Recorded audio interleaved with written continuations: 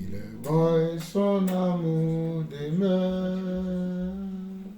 Il est bon, Jésus est bon. Il est bon et son amour demeure. Oh, alléluia. Il est bon et son amour demeure. Il est bon et son amour demeure. Il est bon, Jésus est bon.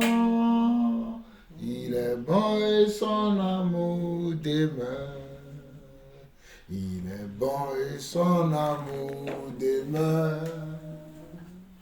Il est bon et son amour demeure. Il est bon, Jésus est bon. Il est bon et son amour demeure. Oh, il est bon et son amour demeure. Il est bon et son amour demeure. Il est bon, mon Dieu est bon. Il est bon et son amour demeure. Il est bon et sa grâce demeure. Il est bon et sa grâce demeure. Il est bon, toujours bon. Il est bon et sa grâce demeure. Il est bon et sa grâce demeure. Il est bon et sa grâce demeure. Il est bon, Jésus est bon. Il est bon et son amour demeure.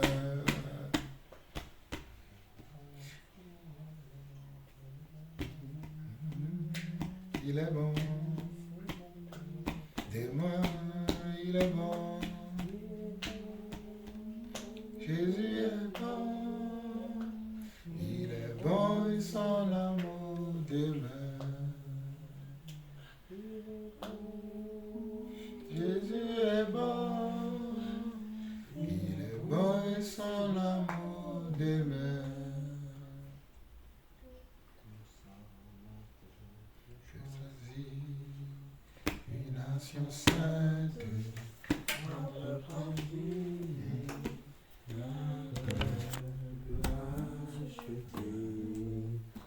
De notre façon de vivre, il nous a appelés des ténèbres, des ténèbres, à son admirable lumière, à son admirable lumière. Nous sommes un peuple choisi, une nation sainte, un peuple enduit, un peuple racheté de notre façon de vivre. Il nous a appelés des ténèbres, des ténèbres, des ténèbres, à son agréable lumière, à son agréable lumière, à son agréable lumière, à son agréable lumière. Célébrer Jésus, célébrer, célébrer Jésus, célébrer. Célébrer Jésus, célébrer. Célébrer Jésus, célébrer. Il est ressuscité, il est ressuscité, et il vit pour toujours.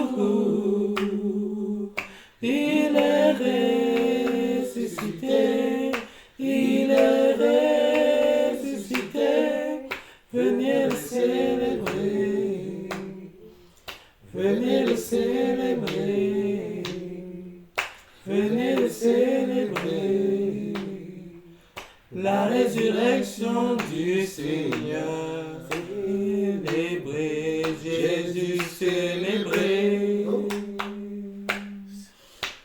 célébrez Jésus, célébrez, célébrez Jésus, célébrez, célébrez Jésus, célébrez. Il est ressuscité, il est ressuscité et il vit pour toujours. Il est ressuscité, il est ressuscité. Venez le célébrer, venez le célébrer, venez le célébrer, la résurrection du Seigneur. Il est ressuscité, il est ressuscité et il vit pour toujours. Il est ressuscité, il est ressuscité. Venez le célébrer, venez le célébrer, venez le célébrer, la résurrection du Seigneur. Venez le célébrer, Oh, venez. venez le célébrer, Yeah, venez. venez le célébrer, la résurrection du Seigneur.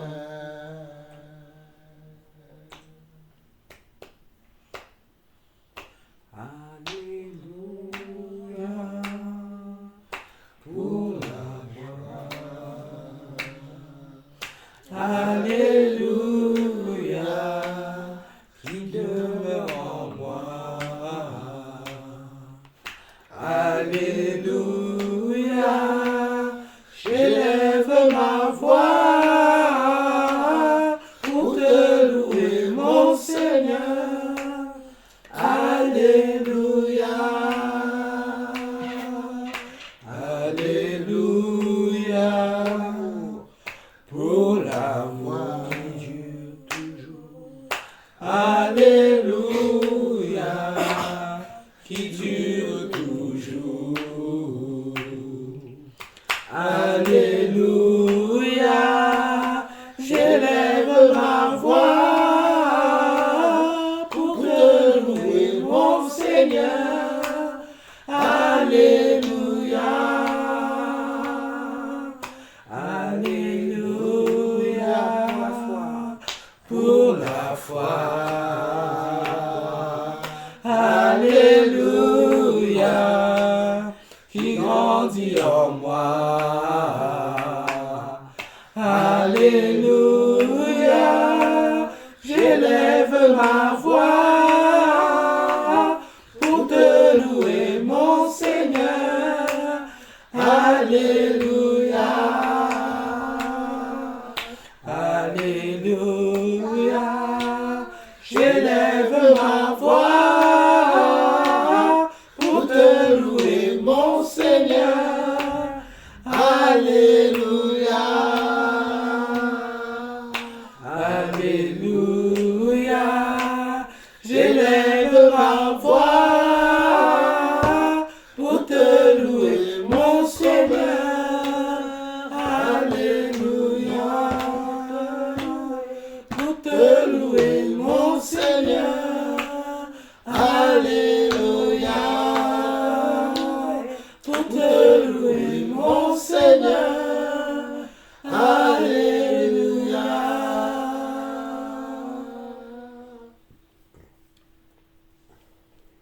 Je célébrerai en chantant à Dieu ses actes éternels. Je célébrerai en j'exalterai l'Éternel. Je louerai son nom, j'exalterai l'Éternel. Je louerai son nom, j'exalterai l'Éternel. Je célébrerai en chantant à Dieu, j'exalterai l'Éternel. Je célébrerai en chantant à Dieu, j'exalterai l'Éternel. Je louerai son nom, j'exalterai l'Éternel. Je louerai son nom, j'exalterai l'Éternel. Je célébrerai en chantant à Dieu, j'exalterai l'Éternel. Je célébrerai en chantant à Dieu, j'exalterai l'Éternel. Je louerai son nom, j'exalterai l'Éternel. Je louerai son nom, j'exalterai l'Éternel. Je louerai son nom, j'exalterai l'Éternel. Je louerai son nom, j'exalterai l'Éternel. Je louerai son nom, j'exalterai l'Éternel. Je louerai son nom, j'exalterai l'Éternel. Je louerai son nom, j'exalterai l'Éternel. Je louerai son nom, j'exalterai l'Éternel. Bénissez Israël, bénissez Israël, bénissez Israël en Dieu. Bénissez Israël, bénissez Israël, bénissez Israël en Dieu. Louez l'Éternel, louez l'Éternel en chantant à Dieu. Luttez car la victoire est nôtre. Louez l'Éternel en chantant à Dieu. Luttez car la victoire est nôtre. Louez l'Éternel en chantant à Dieu. Luttez car la victoire est nôtre. Louez l'Éternel en chantant à Dieu. Luttez car la victoire est nôtre. La la la la la la. La la la la la la. La la la la la la la la la. La la la la la la. La la la la la la. La la la la la la la la. Bénissez Israël, bénissez Israël, bénissez Israël en Dieu. Bénissez Israël, bénissez Israël, bénissez Israël en Dieu. Louez l'Éternel, louez l'Éternel en chantant à Dieu. Luttez car la victoire est nôtre. Louez l'Éternel en chantant à Dieu. Luttez car la victoire est nôtre. Ivenu shalom aleichem, Ivenu shalom aleichem, Ivenu shalom aleichem, Ivenu shalom shalom shalom aleichem, Ivenu shalom aleichem, Ivenu shalom aleichem, Ivenu shalom aleichem, Ivenu shalom shalom shalom aleichem, Ivenu shalom aleichem, Ivenu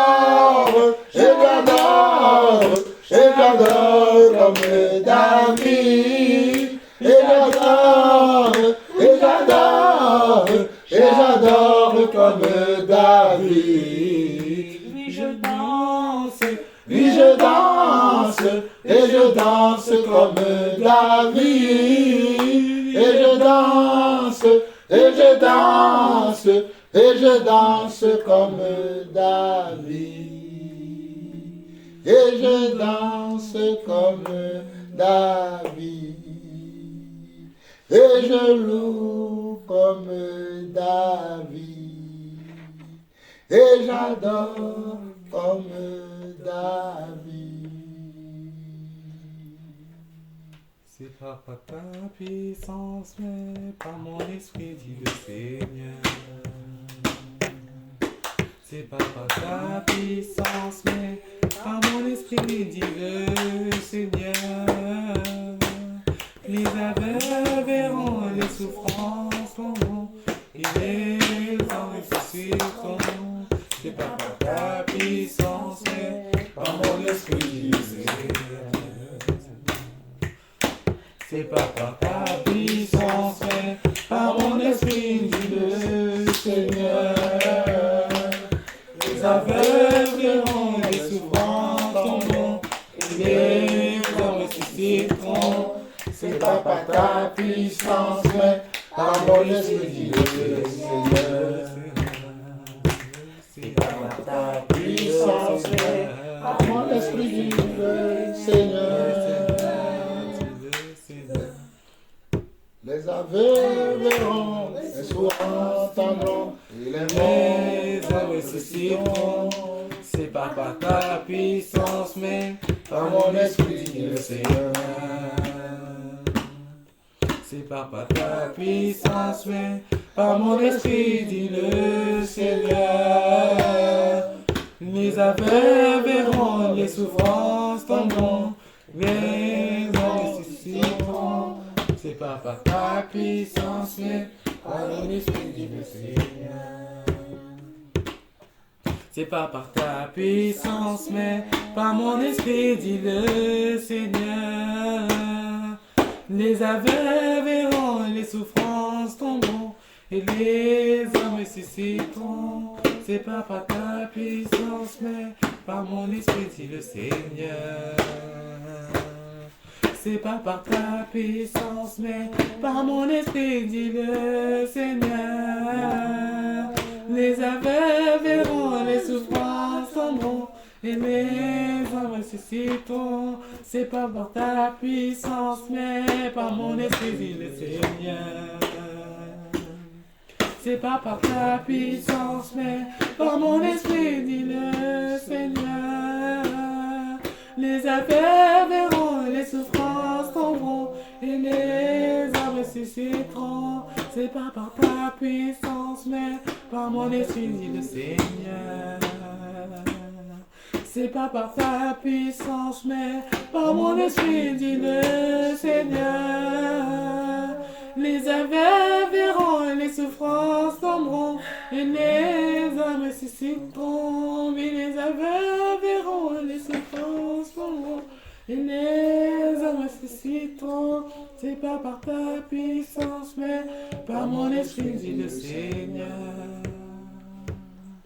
C'est pas par ta puissance, mais par mon esprit, dit le Seigneur. Les aveugles verront, les souffrances tomberont, et les hommes ressusciteront. C'est pas par ta puissance, mais par mon esprit, dit le Seigneur. Par mon esprit, dit le Seigneur. Par mon esprit, dit le Seigneur. Amen. Amen. Quelqu'un prie pour nous, on démarre.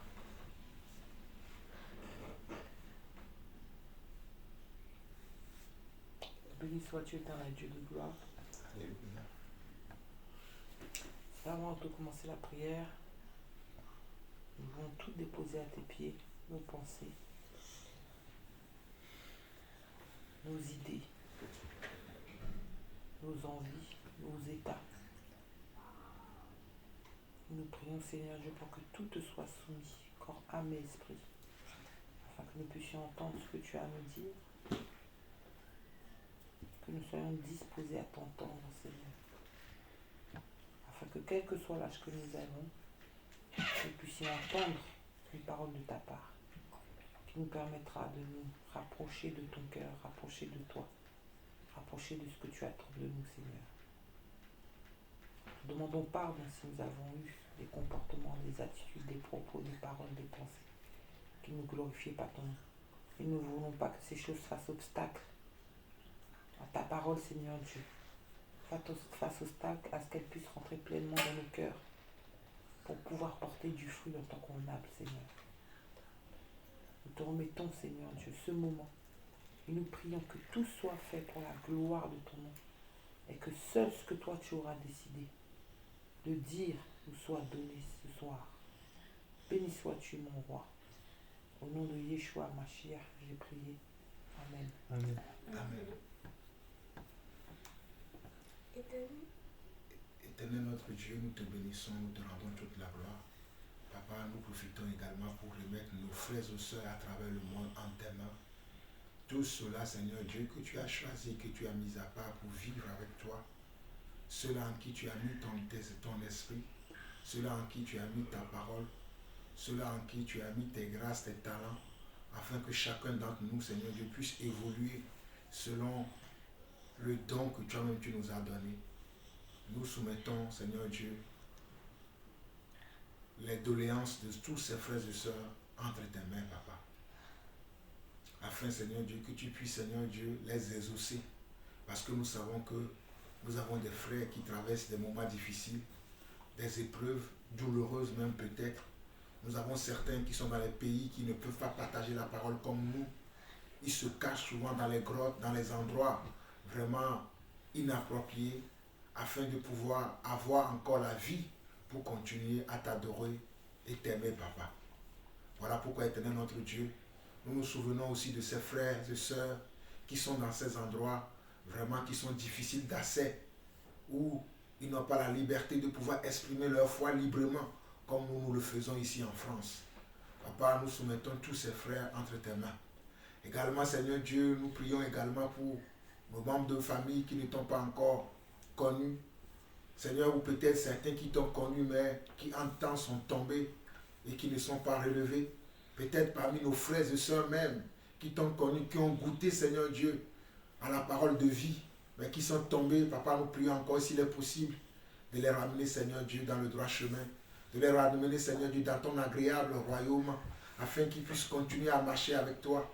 Nous prions, Seigneur Dieu, que tu puisses leur donner la force de pouvoir résister à la tentation, de pouvoir résister, Seigneur Dieu, au monde, de pouvoir résister, Seigneur Dieu, à tout ce qui les attire, mais qui ne vient pas de toi. Tout ce qui peut les dérouter, tout ce qui peut les amener à sortir de tes volontés, de tes souhaits, de tes plans pour leur vie. Papa, nous prions que tu puisses les garder, Papa.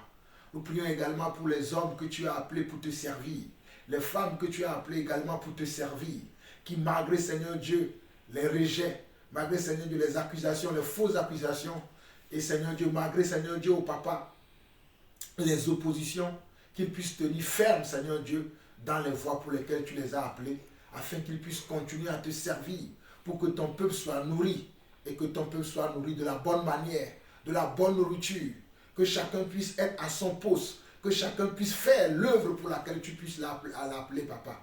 Que celui que tu as appelé à la libéralité soit libéral, Papa. Que celui que tu as appelé, Seigneur Dieu, à exercer la prophétie, puisse exercer la prophétie, afin que la prophétie puisse éclairer tes enfants, Papa. Que ce que tu as appelé le don de foi puisse exercer son don de foi, afin d'amener ceux qui sont faibles dans la foi à espérer et à poursuivre, Seigneur Dieu, la foi en tout temps et en toutes circonstances, Papa. Que ce que tu as appelé à exercer le don de miracle puisse exercer ce don de miracle dans l'église, afin de, Seigneur Dieu, de réveiller ceux qui sont morts, afin de, Seigneur Dieu, de guérir les malades qui sont au milieu de nous, afin d'opérer des miracles, des prodiges au milieu de nous, Papa. Que ce que tu as appelé au don de sagesse, au don d'interprétation des langues, au don de, oh Papa, au don de vision, Seigneur Dieu, que toutes ces personnes se lèvent dans l'église, Papa, et apportent, Seigneur Dieu, leur lumière à l'église, afin que l'église puisse être éclairée, Papa. Car tu as dit toi-même que je bâtirai mon église et que les portes des séjours de mort ne prévaudront point contre elle, papa. Voilà pourquoi nous intercédons pour l'Église. Nous intercédons pour l'Église, afin que l'Église puisse exercer ses dons et ses talents que tu as mis, Seigneur Dieu, à la disposition de l'Église. Tu as mis tous ces dons, ces talents à la disposition de l'Église, afin que nous puissions l'utiliser et que nous puissions l'utiliser en bon escient. Voilà pourquoi, papa, nous prions, Seigneur Dieu, que chaque homme, Seigneur Dieu, que chaque femme dans l'Église qui a reçu un don, qui a reçu un talent, oh Seigneur Dieu, qu'il s'articule, Seigneur Dieu, qu'il interprète ces dons-là, qu'il utilise ces dons-là dans l'Église, afin que l'Église puisse en profiter et en bénéficier, papa. Éternel notre Dieu, nous te bénissons, Seigneur. Nous te glorifions. Nous te disons merci, papa. Nous n'oublions pas, Seigneur Dieu, les rois, les préfets, les maires, et toutes ces personnes que tu as élevées en dignité, papa, qui nous conduisent, ces présidents des nations, ces chefs religieux, papa, toutes ces personnes qui nous conduisent, papa, nous ne les oublions pas. Nous prions également afin que tu puisses, Seigneur Dieu, les amener à marcher dans tes voies, afin que nous qui sommes tes enfants, nous puissions avoir une vie digne et paisible dans les pays ou dans les nations où tu nous as placés. Reçois la gloire, l'honneur et la puissance pour des siècles, au nom de Jésus-Christ. Amen. Amen. Amen. Ceux qui sont en train de dormir, là, ne dormez pas. Levez-vous si vous voulez dormir. Là, c'est l'heure de la parole. On ne doit pas dormir. C'est l'heure de la parole. Quand c'est la parole, il faut être éveillé pour suivre. Donc, la dernière fois, nous avons fini aujourd'hui notre enseignement sur ce que nous devons savoir par rapport à nous qui sommes des enfants de Dieu, puisque nous n'avons plus à fêter les fêtes qui se fêtaient dans l'ancienne alliance, et que toutes ces fêtes-là ont été abolies par la mort et la résurrection de Yeshua Mashiach. Nous savons maintenant que ces fêtes-là ne nous regardent plus et que nous devons nous attendre maintenant au retour du Seigneur, ce que nous appelons les noces de l'agneau, ou bien ce que nous appelons ici également la résurrection des morts. Parce que c'est aux noces de l'agneau qu'il y aura la résurrection des morts. Donc nous allons voir ça aujourd'hui. Nous allons voir dans quelle attente nous devons être. Quel sera l'état de notre cœur. Quelles seront les perspectives dans lesquelles nous serons pour attendre ce que le Seigneur va faire prochainement pour que nous serons tous avec lui. C'est ce que nous allons voir aujourd'hui. Mais avant que nous puissions voir ça, parce que ça va être rapide aujourd'hui, j'aimerais que vous compreniez, parce que je pense qu'il y a beaucoup de gens qui pensent que quand on dit que Christ est la fin de la loi, certains pensent que les lois morales ne sont plus d'actualité. Les lois morales. Qui peut me citer une loi morale? Oui, Samuel. Ne pas tuer. Voilà. Respecte ton prochain comme toi-même. Oui, voilà. Il a cité 2 exemples. Qui peut me donner encore un autre exemple? Oui, Shalom. Ne pas voler. Ne pas voler. Oui. Oui, ça, Emmanuel. Ne pas commettre d'adultère. Ne pas commettre d'adultère, voilà. Honore ton père et ta mère. Honore ton père et ta mère. Amen. Que Dieu vous bénisse. Vous connaissez. Donc, comment? Tu aimeras ton Dieu de tout ton cœur. Tu aimeras ton Dieu de tout ton cœur. Donc, on va voir. Parce que beaucoup de gens pensent que quand on dit que Christ est la fin de la loi, ils pensent que Christ est la fin aussi de la loi morale. Mais la loi morale reste encore d'actualité. Celui qui ne respecte pas ces lois-là ne verra pas Dieu. Celui qui n'honore pas Dieu de cette manière-là ne verra pas le Seigneur. Donc allons dans Jacques. Dans Jacques. Et Jacques, c'est après Hébreu, je crois, ou bien avant Hébreu. Après. Merci. C'est après Hébreu, voilà. Jacques. Ouais, j'ai. Chapitre 2. Merci. Jacques chapitre 2. Nous allons lire du verset 1 au verset 13. Jacques chapitre 2, verset 1 au verset 13. Je vais aller rapidement et je vais insister sur les parties qui nous concernent vraiment. Mes frères, que votre foi en notre glorieux Seigneur Jésus-Christ soit exempte de tout favoritisme. Donc nous savons que notre foi doit être exempte de tout favoritisme. Et Jacques explique pourquoi il nous dit que notre foi doit être exempte de tout favoritisme. Il le dit ici en disant, supposez en effet qu'il entre dans votre assemblée. Notre assemblée, la voilà aujourd'hui. Un homme avec un anneau d'or et un habit magnifique. Et qui entre aussi un pauvre misérablement vêtu. Voilà encore ici on dit un homme qui entre avec un anneau d'or. Donc on voit qu'on peut encore porter des anneaux. Pour ceux qui sont devenus très religieux aujourd'hui, qui sont tellement pernicieux dans leur tête, qui jugent les frères ou les sœurs qui mettent encore des anneaux. Oh, Dieu a dit, Dieu a dit. Nous croyons à la parole de Dieu. Nous ne croyons pas aux philosophes qui sont dans l'église aujourd'hui. Nous avançons. Il dit, supposez en effet qu'il entre dans votre assemblée un homme avec un anneau d'or et un habit magnifique, et qu'il y entre aussi un pauvre misérablement vêtu. Si tournant vos regards vers celui qui porte l'habit magnifique, vous lui dites, toi assis, toi ici, à cette place d'honneur, et si vous dites au pauvre, toi tiens-toi là debout, ou toi assis, toi au-dessus de mon marchepied, ne faites-vous pas en vous-même une distinction, et n'êtes-vous pas des juges aux pensées mauvaises? Donc ici, il est encore question de la loi morale. C'est-à-dire, Dieu n'a pas, c'est-à-dire que Christ est venu pour ne pas abolir la loi, mais pour l'accomplir, afin de nous amener à devenir des personnes qui sont excellentes. C'est-à-dire, nous devons être excellents dans notre jugement. Nous ne devons pas avoir esprit de parti dans notre jugement. Nous ne devons pas aimer les gens en fonction de ce qu'ils nous donnent. Il y a des gens qui aiment les gens en fonction de ce qu'ils donnent, surtout les pasteurs. Quand il y a un frère ou une sœur dans l'assemblée qui a le don de libéralité, qui leur donne beaucoup de sous, dès que le frère a besoin de quelque chose, le pasteur est à sa disposition. Mais le frère ou la sœur qui est pauvre dans l'assemblée, qui n'a pas beaucoup de moyens pour faire beaucoup de libéralité, on n'écoute pas cette sœur-là. Limite, même si ce frère ou cette sœur-là pose une question, on ne lui répond même pas parce qu'elle ne donne rien. Nous ne sommes pas de ces personnes-là. Nous aimons les gens tels qu'ils sont. Gloire à Dieu si nous avons des frères et sœurs qui ont le don de libéralité, qui soutiennent l'œuvre de Dieu, qui soutiennent le serviteur de Dieu. Gloire à Dieu pour ces choses-là. Mais nous ne devons pas aimer les gens en fonction de ce qu'ils donnent. C'est la même chose ici.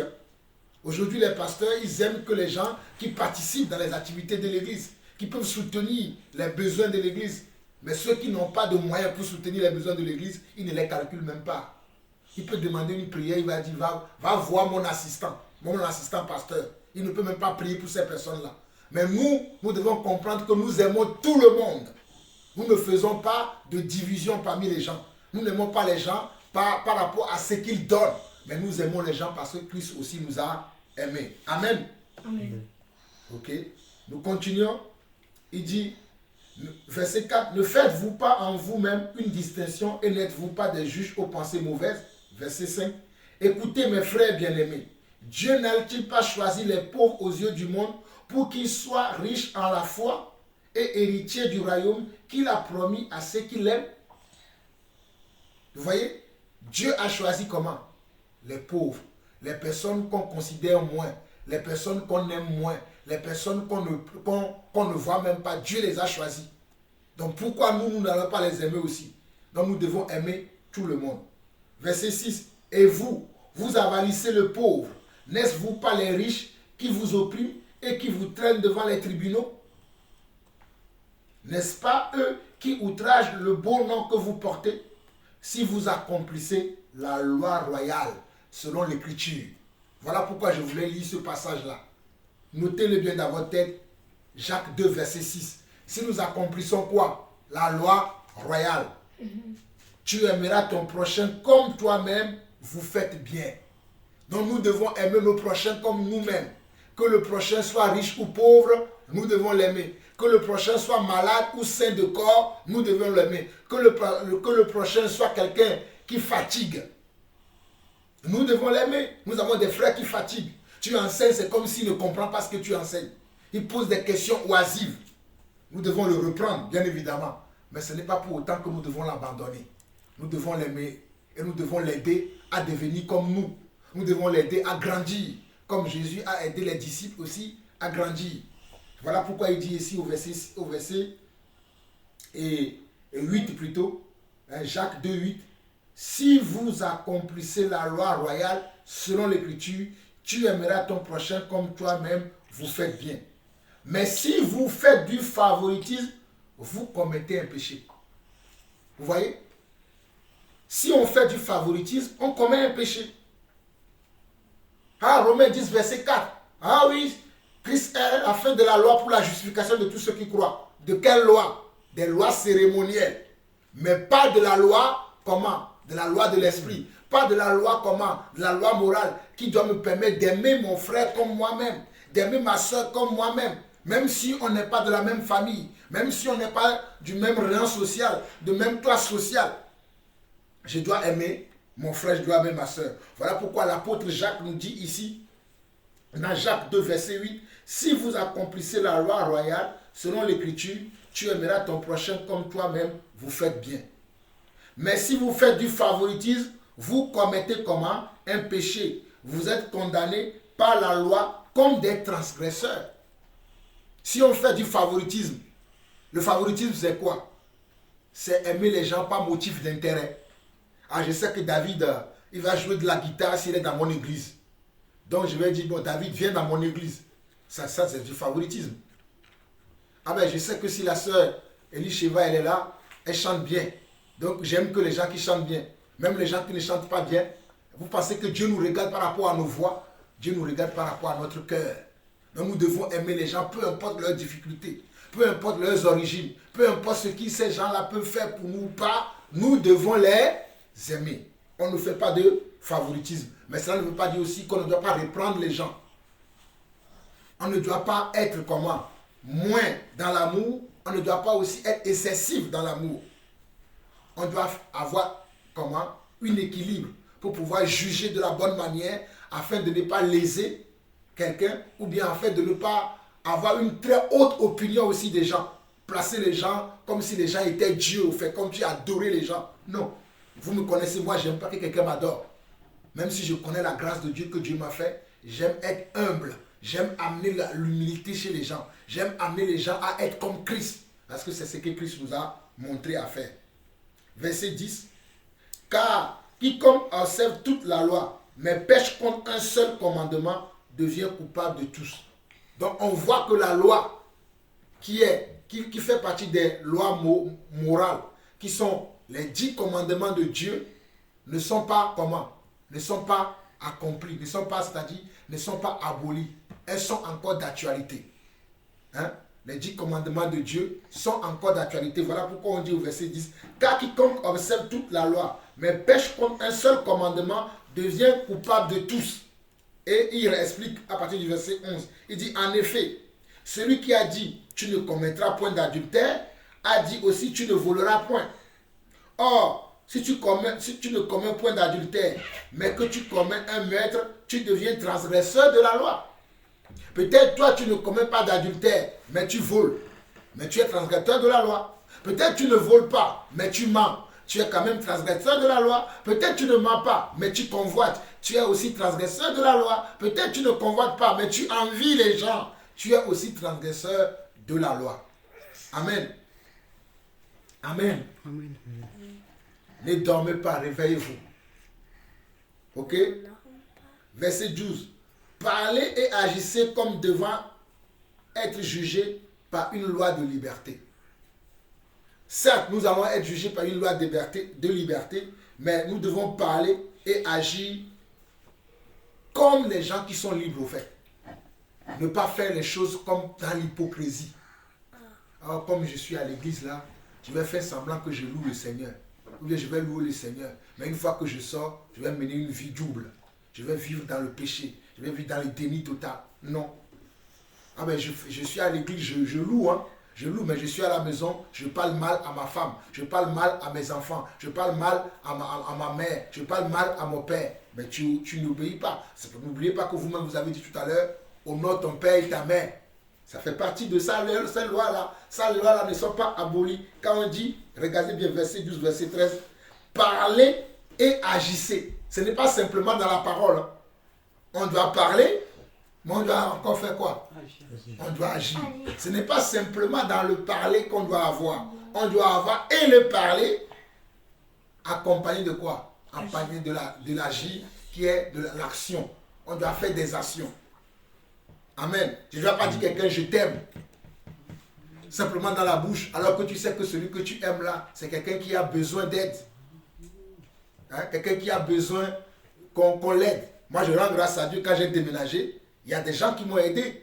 Vous-même, vous avez vu. Des gens même qui ne sont même pas des chrétiens. Qui ne sont même pas des croyants comme nous, mais qui m'ont aidé. Et je rends grâce à Dieu également qu'il y a des frères et sœurs dans la foi qui m'ont aidé.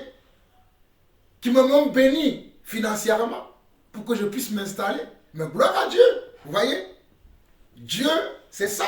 On ne dit pas on aime quelqu'un, mais on l'aime simplement dans la bouche. On doit agir. Voilà pourquoi il nous dit ici, parlez et agissez comme devant être jugé par une loi de liberté. Car le jugement est sans miséricorde pour qui n'a pas fait miséricorde. La miséricorde triomphe du jugement. Vous voyez? Si tu ne fais pas de miséricorde, on ne te fera pas de miséricorde. Si tu ne fais pas de miséricorde, on ne te fera pas de miséricorde. Tu seras jugé en fonction de comment tu juges les autres. Amen. Amen. Tu seras jugé en fonction de comment tu juges les autres. Si tu ne fais pas de miséricorde, toi non plus, tu n'auras pas de miséricorde. Donc n'oubliez pas ce passage-là. Et ne soyez pas comme les gens qui nous posent des questions oisives. Ah frère, donc Christ est la fin de la loi, donc aujourd'hui on peut vivre n'importe comment. Non, ce n'est pas ce que la parole dit. Ce n'est pas que Christ est de la fin de la loi, mais Christ est la fin de la loi cérémonielle. Tout ce qui touchait à tuer les animaux, pour qu'on puisse faire des sacrifices, toutes ces choses-là, c'est ce que Christ a aboli. Mais les 10 commandements que Moïse a reçus sur le mont Sinaï est toujours d'actualité. Tu aimeras ton Dieu de tout ton cœur. Voilà pourquoi dans le verset 6, il dit, et vers le verset 8 plutôt, verset 8 de Jacques 2, il dit, si vous accomplissez la loi royale, la loi royale veut dire la loi de Dieu, c'est Dieu qui a institué cette loi-là. Si on accomplit cette loi royale-là, selon l'Écriture, tu aimeras ton prochain comme toi-même, vous faites bien. Donc nous devons aimer nos prochains. Amen. Amen. Nous devons aimer nos prochains. Et nos prochains, ce n'est pas simplement les membres de nos familles. Ce n'est pas simplement nos voisins, nos voisines. C'est tout le monde que nous voyons sur cette terre qui est notre prochain. Même notre voisin méchant, qui fait du bruit dans nos oreilles tout le temps, il est notre prochain. On doit l'aimer. Même mon petit frère qui m'embête tout le temps, c'est mon prochain. Je dois l'aimer. Ma petite soeur qui m'embête tout le temps, je dois l'aimer. Certes, je dois l'aimer, mais je dois lui dire que tu dois arrêter de faire telle chose. L'amour corrige. Est-ce qu'on comprend ça? L'amour corrige. Je dois dire à mon petit frère, arrête de mentir, arrête de m'embêter, arrête de voler mes trucs, arrête d'utiliser mal mes choses. L'amour dit la vérité. Est-ce qu'on comprend ça? Ok. On va voir un dernier passage avant de voir les passages qui correspondent à notre enseignement d'aujourd'hui correctement. On va aller dans Éphésiens chapitre 5. Éphésiens chapitre 5. Éphésiens chapitre 5.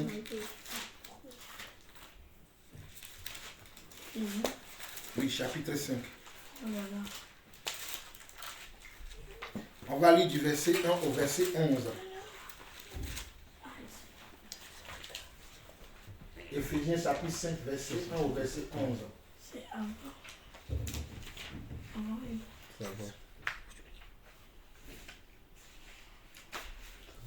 Éphésiens chapitre 5, verset 1 au verset 11 qui dit ceci. Devenez donc les imitateurs de Dieu comme des enfants bien-aimés et marchez dans l'amour à l'exemple de Christ qui nous a aimés et qui s'est livré lui-même à Dieu pour nous comme une offrande et un sacrifice de bonne odeur. Vous voyez? Nous devons être comment? Les imitateurs de qui? De Dieu. De Dieu. Quand on veut imiter quelqu'un, ça veut dire quoi? Ça veut dire quoi quand on veut imiter quelqu'un? Voilà. Merci Samuel. Fais comme la personne. Et on nous dit, devenez donc les imitateurs de Dieu comme des enfants bien-aimés et marchez dans l'amour à l'exemple de Christ. Donc tout ce que Christ a fait, c'est parce qu'il a fait grâce à quoi? Grâce à l'amour qu'il a pour nous.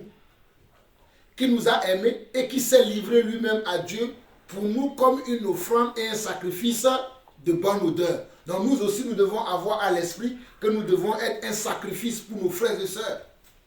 Un sacrifice pour nos prochains. Et il continue. Verset 3. Voilà, pour les gens qui disent, ah, Christ est la fin de la loi. Ah, ouais, je vais vivre n'importe comment. Je vais continuer à vivre dans le mensonge, dans le vol, dans la fornication. Et regardez ce que la parole de Dieu dit. Oui. Sacrifice de bonne odeur, comment ça? J'ai pas compris ça. Hein, sacrifice de bonne odeur, ça veut dire, quand on fait un sacrifice, souviens-toi de Caïn et Abel dans la Bible. Les deux ont fait un sacrifice, non? Oui. Pourquoi Dieu a agréé le sacrifice d'Abel, il n'a pas agréé? Tu as compris maintenant? Oui. Parce que Abel a fait un sacrifice Agréable à Dieu. un sacrifice qui est juste, un sacrifice qui est digne. Donc quand on dit un sacrifice de bonne odeur, c'est-à-dire ne fais pas les choses juste pour faire. Il y a des gens qui venez, on va prier. Ou bien venez, on va louer le Seigneur. Tu es là, comme je voyais certains parmi vous tout à l'heure. Gloire à Dieu, alléluia, c'est pas une louange. Vous voyez? C'est pas une louange. Parce que tu ne le fais pas agréablement. Mais quand tu le fais agréablement, vous voyez, des fois vous me voyez, je danse, vous rigolez, mais je le fais avec enthousiasme. Je suis content de louer le Seigneur. Donc tu comprends, David, maintenant? De bonne odeur. Voilà. Okay. Le bonne odeur veut dire que la chose que tu donnes, ça soit bon, au fait, comme le mot bon. Ne donne pas quelque chose qui n'est pas bon. Ah, David, viens m'aider. Mais j'arrive. David, viens m'aider. J'arrive. Tu ne viens jamais. Est-ce que c'est bon ça? Mais non, c'est la même chose avec Dieu. Sers-moi. Seigneur, demain je te servirai. Sers-moi, oh Seigneur, demain je te servirai. Sers-moi, David, oh Seigneur, demain je te servirai. Il y a beaucoup de gens dans cette situation, vous rigolez. Hein? Dieu les appelle à le servir. Seigneur, demain je te servirai. Oh Seigneur, moi je vais aller laisser la voisine là lui parler. La voisine là, j'aime pas sa tête. Mais c'est Dieu qui t'envoie. Que tu aimes sa tête ou pas, tu dois aller. Vous comprenez maintenant? Oui. Amen. Donc verset 3, il dit que la débauche, ni aucune impureté, ni la cupidité ne soit même pas nommée parmi vous, ainsi qu'il convient à des saints. Vous voyez? Un saint ne doit pas être cupide. Quelqu'un ici est cupide, lui-même il sait. On doit chasser la cupidité dans notre vie. Amen. On dit que la débauche, ni aucune impureté, ni la cupidité. On ne doit pas avoir des impuretés. Qu'est-ce qui est impur?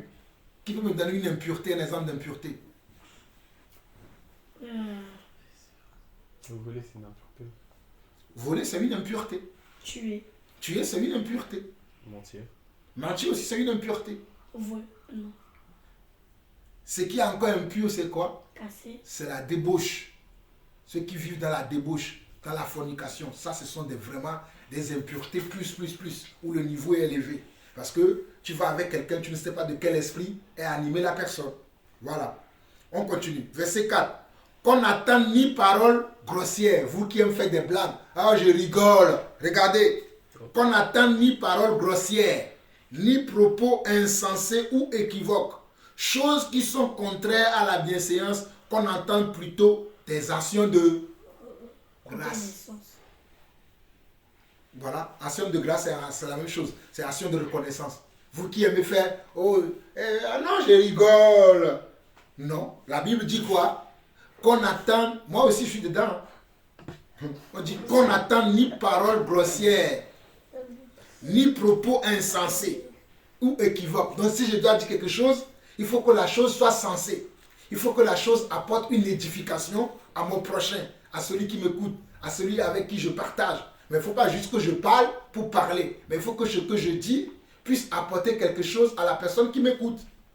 Vous comprenez? Voilà pourquoi on nous dit au verset 4 qu'on n'attend ni parole grossière. Les gens qui aiment dire les gros mots. Je rends grâce à Dieu que nous, on ne dit pas les gros mots, mais on fait autre chose. On dit ni propos insensés. Les propos insensés, je peux trouver des gens ici dedans. Oui, les propos insensés. Il faut que ce que tu dis puisse avoir du sens. Pas des choses qui sont insensées. Ou on dit ou équivoques, c'est-à-dire qui semblables. Les choses semblables à ce qu'on a dit là. Qui sont contraires à la bienséance. Il faut que ce que tu dis soit bienséant. C'est-à-dire soit objectif. Soit quelque chose qui peut amener les gens à être édifiés, à être encouragés, à être enseignés. Amen. Amen.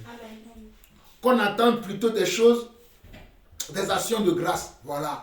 Ce que tu dis, que les gens puissent faire des actions de grâce. Ah Samuel, ce que tu m'as dit là, j'ai grand grâce à Dieu. Tu m'as éclairé. tu m'as montré le chemin, tu m'as montré la voie. Amen. Verset 5. Car sachez-le bien, aucun débauché, ou impur, ou cupide, c'est-à-dire idolâtre, n'a d'héritage dans le royaume de Christ et de Dieu. Et nous allons parler du royaume de Dieu tout à l'heure. Mais il faut savoir que les cupides, les idolâtres... Ah, maman m'a raconté une histoire ce matin, même ce matin-là. Maman m'a dit quelque chose, je vais vous partager l'histoire. Il m'a dit que David, à l'école, il y a un de ses camarades qui lui a dit de tricher. Et David lui a dit, non, je ne peux pas te permettre de tricher parce que si moi je te permets de tricher, de copier sur moi, si le Seigneur vient là, moi je ne vais pas aller au ciel parce que le Seigneur ne veut pas qu'on triche. Il a dit ça, maman m'a dit que son camarade a dit, ah ok d'accord, j'ai compris, merci quand même. Mais si tu veux, je vais t'expliquer pour que toi-même tu puisses travailler. C'est ça. Il a dit, au lieu de copier sur moi, je vais t'expliquer le cours pour que toi-même tu puisses faire le devoir qu'on nous a donné. Mais copier sur moi, ça c'est la tricherie. Et ça, je ne peux pas te le permettre parce que je suis enfant de Dieu. Mais David, il a compris. Il a raison. Tu ne triches, tu ne copies pas les devoirs des autres. Tu dois apprendre à travailler toi-même pour ne pas aller copier chez les gens. Vous voyez? Le péché, on le fait facilement.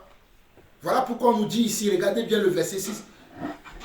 Verset 5 plutôt. Car sachez-le bien, aucun débauché, ou impur, ou cupide, c'est-à-dire idolâtre, n'a d'héritage dans le royaume de Christ et de Dieu. On peut dire ici aucun voleur, ou bien aucun tricheur. Un voleur, c'est un tricheur. Est-ce que vous le savez? Parce que tu vas voler la sagesse de quelqu'un d'autre. C'est que la personne écrit sur sa copie. C'est toi qui as réfléchi à ça. Oui, c'est volé. Ah oui, je vous dis la vérité. Copier chez les gens, c'est du vol. Ce n'est pas toi qui as réfléchi. Ce n'est pas toi qui as sorti la pensée. Pourquoi dans le domaine de l'informatique ou bien dans le domaine de la science, les gens créent des brevets pour dire que telle chose, c'est moi qui l'ai inventé. Si tu veux l'utiliser, tu dois aller payer un droit d'utilisation. Tu dois payer un droit d'auteur. On appelle ça, le mot me manque. Mais tu dois payer un droit de propriété. Tu dois payer le droit de propriété pour pouvoir acheter l'idée là, pour utiliser l'idée. Si tu vas prendre l'idée comme ça, tu l'utilises. Si la personne à qui appartient l'idée le sait que tu utilises son idée à son insu, il porte plainte contre toi, tu vas perdre.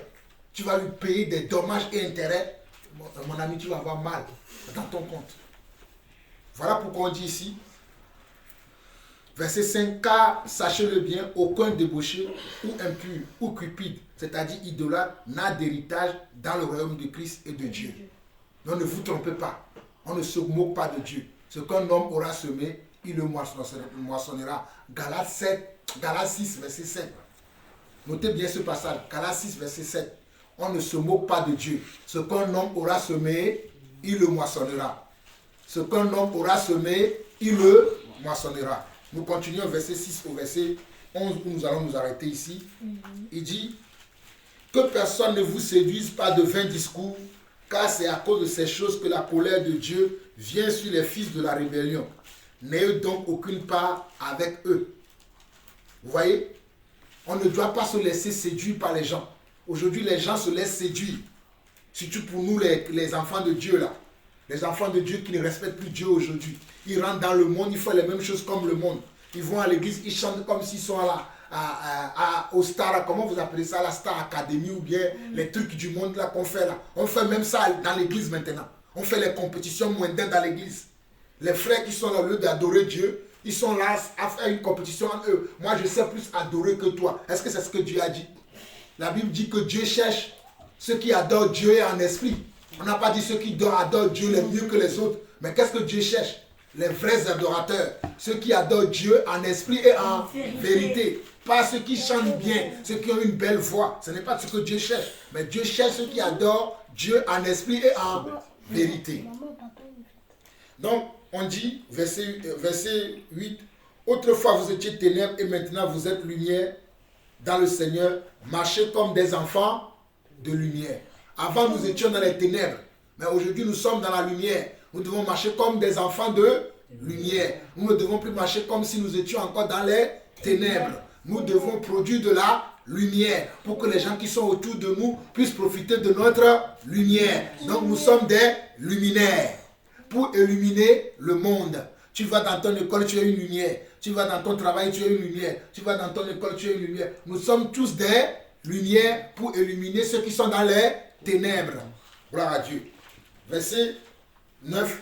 Car le fruit de la lumière consiste en toutes sortes de bonté, de justice et de vérité. C'est ce que je disais tout à l'heure. Que ce n'est pas parce qu'on a l'amour qu'on ne doit pas reprendre quelqu'un.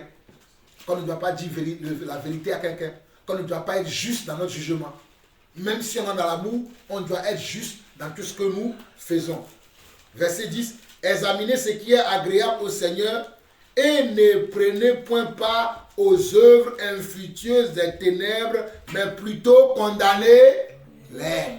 Plutôt condamnez-les. Nous ne pouvons pas prendre part ou participer aux œuvres infructueuses des ténèbres. J'aime ma fille Sarah, elle a compris quelque chose dans cet enseignement. Papa, on ne fête pas Noël. Si je demande à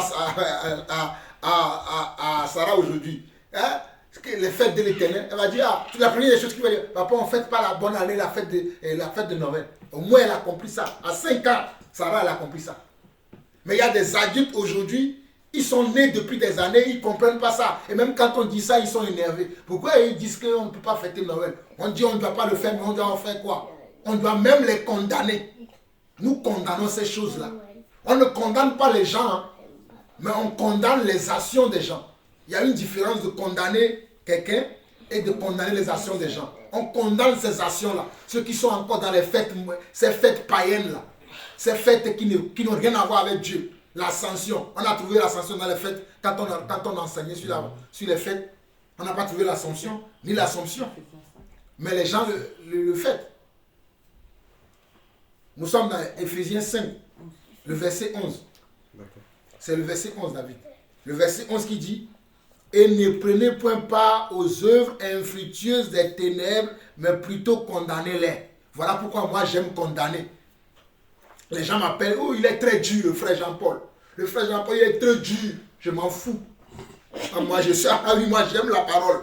Que les gens puissent m'appeler que je suis haineux, que je suis tout le temps dans la colère, peu importe. Il dit, oh, il est tout le temps, c'est comme si il était tout le temps dans la colère. C'est comme si personne ne m'a rien fait. Mais moi, je veux honorer Dieu en respectant la parole. Et moi, je veux honorer Dieu en pratiquant la parole. Regardez bien. Nous allons bien relire du verset 8 au verset 11 de Éphésiens chapitre 5. Notez-les bien dans vos pensées. Partout où vous irez, que moi, j'ai ces paroles-là dans mon cœur. C'est pour ça que mon attitude se le suit automatiquement. J'ai toutes ces choses-là en moi. Mon attitude suit ça automatiquement. Je ne veux même pas chercher. C'est comme si tu dis si tu veux dire à un avocat, quelqu'un qui sa vie, il a étudié le droit. Il sait comment défendre quelqu'un. Il est en face d'une situation, il ne va pas réfléchir. Parce qu'il a étudié ça. Moi, j'ai étudié la parole. Je suis un enseignant de la parole. Je connais la parole. Je suis dans une situation, je ne vais pas commencer à réfléchir comment je connais déjà. Ce que je dois condamner, je condamne. Ce que je dois approuver, j'approuve. Et tous les enfants de Dieu doivent être comme ça. C'est parce qu'aujourd'hui, les gens ne respectent pas la parole qu'il y en a certains qui trouvent que certains en font trop. Parce qu'il y en a parmi nous, ceux qui sont légers avec les gens. Ils ne respectent pas, ils n'honorent pas Dieu. Regardez bien, verset 8 au verset 11, il dit « Autrefois, vous étiez ténèbres, et maintenant vous êtes lumière dans le Seigneur. Marchez comme des enfants de lumière, car le fruit de la lumière consiste en toutes sortes de bonté, de justice, et de vérité. » Le fruit de la lumière consiste à quoi? Le fruit de la lumière. Quand tu dis que tu es enfant de Dieu, tu es la lumière. Le fruit veut dire les conséquences de ces choses-là que tu dis que tu es. Ce qui va prouver que tu es vraiment un enfant de lumière, c'est quoi? C'est ton degré de justice. C'est ton degré de comment tu dis la vérité. Et comment tu la pratiques aussi. Comment tu es bon dans la parole. Voilà pourquoi il dit, car le fruit de la lumière consiste en toutes sortes de bontés. Ce n'est pas quelques bontés seulement qu'on doit avoir chez toi. Mais tu dois avoir toutes les sortes de diversité, de bonté qu'il y a en Dieu. Et toutes les sortes de justice et de vérité qu'il y a en Dieu, tu dois les avoir. Ce n'est pas une vérité quand la personne qu'on inflige, c'est ton ami. Là, tu peux commencer à défendre. Mais ça, que quelqu'un que tu ne connais pas, là, tu ne défends pas. Ben oui, il y a des gens comme ça. Si on parle mal de quelqu'un, parce qu'il connaît la personne, c'est un ami à lui, c'est une connaissance, c'est une frère, c'est un frère, c'est une soeur. Là, il va commencer à défendre. Oh non, tu n'as pas le droit de parler comme ça. Mais même quand on parle de quelqu'un que tu ne connais pas, mais on parle mal de lui, tu dois aussi dire à mon frère, ma soeur, tu ne dois pas parler mal de celui-là. Qu'est-ce qu'il t'a fait? Pourquoi tu parles comme ça? Là, tu es vraiment juste. Mais si tu défends que ceux que tu connais, tu n'es pas juste. Tu agis encore par motif d'intérêt. Parce que tu connais telle personne, tu ne vous... Mais celui que tu ne connais pas, tu ne dis rien. Mais tu n'es pas juste. Amen ou non amen? Amen. Amen. Je rends grâce à Dieu. Et verset 11. Et ne prenez point part aux œuvres infructueuses des ténèbres, mais plutôt... De la lumière. Plutôt condamnez-les. On ne doit pas prendre part aux œuvres des ténèbres, mais on doit les condamner. Démasquer, voilà. Démasquer veut dire en même temps condamner. Hein? On ne doit pas prendre part aux œuvres des ténèbres, mais on doit les condamner. Dieu dit, ne prenez pas part aux œuvres des ténèbres, mais plutôt condamnez-les. Donc on les condamne. Amen. Amen. Amen. Amen. Amen. Maintenant, on va aller maintenant voir ce que Christ a préparé pour nous. Alléluia. Jean 14, verset 6. Pourquoi Jean 14? Jean, c'est le premier livre du Nouveau Testament. On va dans Jean 14, le verset 6. Non, Jean 14, verset 1 au verset 6. Jean 14, verset 1, Jean 14, verset 1 à 6. Jean 14, verset 1 à 6. Non, Jean 14, verset 1 à 2. On lit au verset 1 à 2 seulement. Jean 14, verset 1 à 2. Non, je peux trouver dans 14. On a déjà fait le 15. Jean 14, verset 1 à 2 qui dit ceci. Que votre cœur ne se trouble point. Croyez en Dieu et croyez en moi. Il y a plusieurs demeures dans la maison de mon Père. Si cela n'était pas, je vous l'aurais dit. Je vous préparerai une place. Verset 3 dit, et lorsque je m'en serai allé et que je vous aurai préparé une place, je reviendrai et je vous prendrai avec moi, afin que là où je suis, vous y soyez aussi. Nous nous arrêtons au verset 3. Vous avez vu? Ici, qui parle ici? Jésus. Et qu'est-ce qu'il dit? Il dit qu'il nous a préparé une place et qu'après il viendra nous chercher. Amen. Jésus dit dans Jean 14, le verset 1 à 3, il dit que votre cœur ne se trouble point. Ça veut dire qu'on ne doit pas se troubler dans notre cœur. Et ensuite il dit quoi? Il dit croyez en Dieu et croyez aussi en moi. Il y a plusieurs demeures dans la maison de mon Père. Si cela n'était pas, je vous l'aurais dit. C'est-à-dire ce que Jésus dit ici là, c'est vrai, c'est certain. Voilà pourquoi il nous précise, il dit si cela n'était pas vrai, je vous l'aurais dit. Mais il dit qu'il y a beaucoup de demeures là-bas. Là-haut, tout là-haut, je verrai mon sauveur là-haut. Je verrai mon sauveur là-haut, tout là-haut. Je verrai mon sauveur là-haut. Mon sauveur va me préparer un lieu. Je verrai mon sauveur là-haut. Alléluia. Je verrai mon sauveur là-haut, là-haut. Je verrai mon sauveur là-haut. Alléluia. Je verrai mon sauveur là-haut, là-haut. Je verrai mon sauveur là-haut. Mon sauveur. Mon sauveur va me préparer un lieu. Je verrai mon sauveur là-haut. Alléluia. Mon sauveur va me préparer un lieu. Je verrai mon sauveur là-haut. Je verrai Jésus-Christ là-haut, là-haut. Je verrai Jésus-Christ là-haut, là-haut. Je verrai Jésus-Christ là-haut, là-haut. Je verrai Jésus-Christ là-haut. Mon sauveur va me préparer un lieu. Je verrai mon sauveur là-haut. Mon sauveur va me préparer un lieu. Je verrai Jésus-Christ là-haut. Nous serons dans la paix. Là-haut, là-haut. Nous serons dans la paix là-haut. Là-haut, là-haut. Nous serons dans la paix là-haut. Là-haut. Nous serons dans la paix là-haut. Mon sauveur. Mon sauveur va me préparer un lieu. Je verrai mon sauveur là-haut. Mon sauveur va me préparer un lieu. Je verrai mon sauveur là-haut. Mon sauveur va me préparer un lieu. Je verrai mon sauveur là-haut. Mon sauveur va me préparer un lieu. Je verrai mon sauveur là-haut. Amen. Donc c'est ce que Jésus dit ici. Il dit que votre cœur ne se trouve point. Croyez en Dieu et croyez en moi. Il y a plusieurs demeures dans la maison de mon Père. Si cela n'était pas, je vous aurais dit, je vais vous préparer une place. Et lorsque je m'en serai allé et que je vous aurai préparé une place, je reviendrai et je vous prendrai avec moi, afin que là où je suis, que vous y soyez aussi. Donc c'est garanti pour nous. C'est rassuré pour nous. C'est une assurance que nous avons une place là-bas, là-haut, à côté du Seigneur, pour demeurer éternellement avec lui. Donc c'est ça que nous attendons. Voilà pourquoi nous ne sommes pas dans les fêtes bizarres du monde là. Amen. Amen. 1 Thessaloniciens chapitre 4. Quoi? 1 Thessaloniciens chapitre 4. Thessaloniciens? Oui, 1 Thessaloniciens. C'est après Galates, je crois. Colossiens, c'est après Colossiens plutôt. Ah, merci. 1 Thessaloniciens chapitre 4. 1 Thessaloniciens chapitre 4. Nous commençons à partir du verset 13 jusqu'au verset 18. 1 Thessaloniciens chapitre 4, verset 13 au verset 18. Jean 10. Adieu. Je trouve.